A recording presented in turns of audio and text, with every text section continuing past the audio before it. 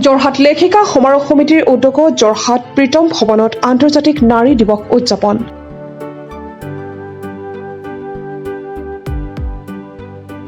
সাংস্কৃতিক সদস্যা কবিতা খাউণ্টে বৰগীত পৰিৱেশন কৰি সভাৰ শুভ আৰম্ভ কৰে।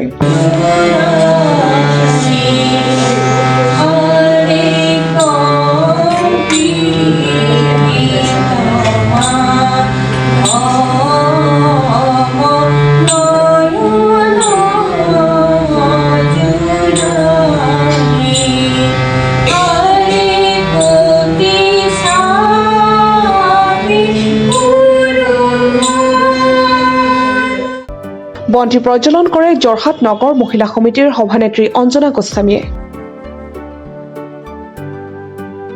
সভাৰ উদ্দেশ্য ব্যাখ্যা কৰে সম্পাদিকা টুটুমণি শৰ্মা বেজবৰুৱাই।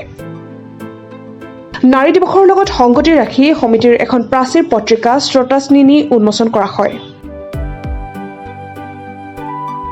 এই সংখ্যাৰ শ্ৰোতাস্নিনী দায়িত্ব গ্ৰহণ কৰিছিল উপ সভানেত্ৰী মামণি কটকী আৰু প্ৰচাৰ সম্পাদিকা পৰিমল্লিকা দত্তই। আজি যোৰহাট লেখিকা সমাৰোহ সমিতিৰ উদ্যোগত আন্তৰ্জাতিক নাৰী দিৱস উদযাপন কৰা হয়। ইয়াত আমাৰ সকলো লেখিকাই সকলো কাৰ্যসূচীতে অংশগ্ৰহণ কৰি আজিৰ অনুষ্ঠানটি সফল কৰি তুলিলে। তাৰ লগে লগে আমি আজি অতি গৌৰৱবোধ কৰিছোঁ যে আমাৰ যোৰহাট লেখিকা সমাৰোহ সমিতিয়ে এখন প্ৰাচীন পত্ৰিকা প্ৰতি বৰ্ষত উলিয়াই আজি এই বৰ্ষৰ ইয়াৰ প্ৰথম আজি উন্মোচন হ'ল প্ৰাচীন পত্ৰিকাখন শ্ৰোতাস্নিনী। এইবাৰ শ্ৰোতাস্নিনীৰ দায়িত্ব আমি অৰ্পণ কৰিছিলোঁ আমাৰ শ্ৰদ্ধাৰ উপ সভানেত্ৰী মামণি কটকী বাইদেউ আৰু আমাৰ প্ৰচাৰ সম্পাদিকা পৰিমল্লিকা দত্ত। তেওঁলোকে সুন্দৰভাৱে দায়িত্ব লৈ প্ৰাচীন পত্ৰিকাখন আমাৰ আজি ৰাইজৰ মাজলৈ উলিয়াই আনিলে। তাৰ বাবে এইখিনি তেখেতসকলক ধন্যবাদ জ্ঞাপন কৰিছোঁ।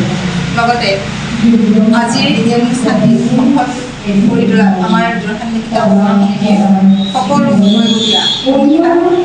সদস্যসকললৈ ধন্যবাদ জ্ঞাপন কৰিছোঁ। লগতে আমাৰ এই অনুষ্ঠানটো আজি ৰাইজৰ মাজলৈ উলিয়াই নিয়াৰ বাবে তোমালোকলৈ ধন্যবাদ জ্ঞাপন কৰিছোঁ।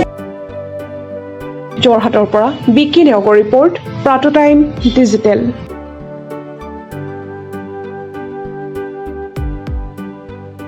শদিয়াৰ পৰা ধুবুৰীলৈ, বৰাকৰ পৰা ব্ৰহ্মপুত্ৰলৈ সকলোৰে মাজত চিনাকি এটা নাম প্ৰাতঃ টাইম। থলুৱা ভাষা, কৃষ্টি আৰু সত্য বাতৰিৰ আধাৰত প্ৰতিষ্ঠিত খবৰ প্ৰাতঃ টাইমৰ প্ৰতিটো বা বাতৰি পুংখানুপুংখভাৱে চাবলৈ Facebook, YouTube, website, Twitter, Instagram আৰু ব্লগাৰ পেজত লাইক আৰু ফ'ল'